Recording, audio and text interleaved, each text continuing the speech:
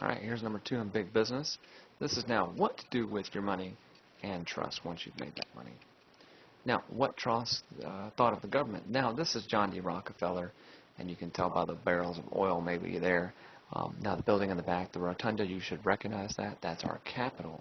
So our Capitol is working this money. Now, the building he's holding in his hand, that would be the White House.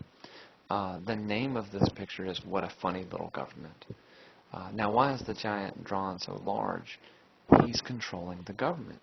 The government is allowing him to operate and make as much money as possible as long as they laissez-faire out of it, right? So that's what trust thought of the government. Now, what workers thought of monopolies is they thought it would be their end, that they would use these people up, and they did to a certain extent. They extorted them, they used them. You got hurt on the job, they're going to throw you out, and they're going to bring in somebody else. And so workers did not like monopolies. Lastly, monopolies in the government. Now, this is the Senate, and so these people down here on the floor should be making all the decisions. But the decisions are made by the large people in the back. And if you could see their bellies, they actually say trust. Now, what is that even talking about? That basically means the trust are controlling government. They are making the laws. So naturally, if there's any type of conflict, like let's say between a farmer and a railroad, they're going to go with the railroads. Why? They're kind of calling the shots.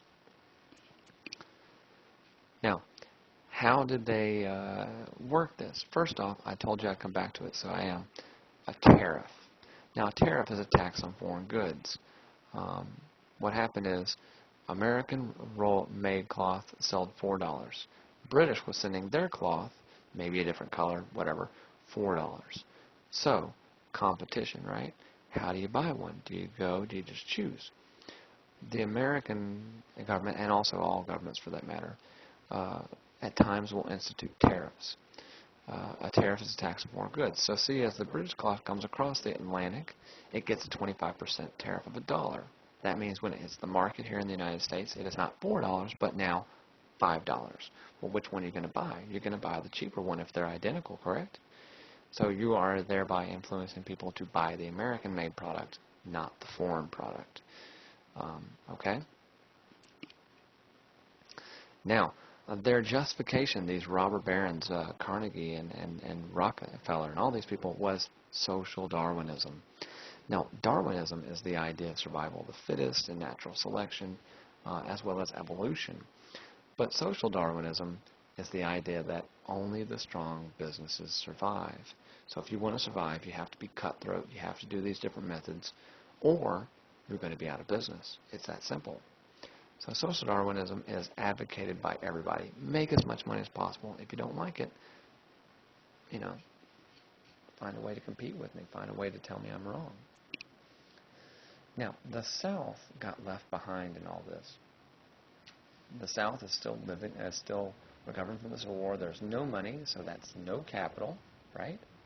Remember the idea of I can give you $50 tomorrow, I can give you $50 today. You want it today. The South didn't have that.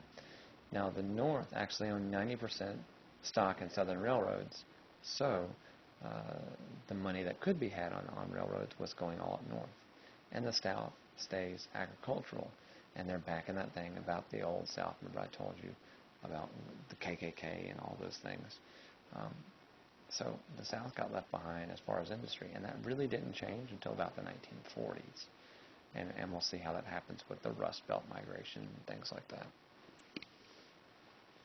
Now, along these lines, these robber barons begin to notice that people are suffering.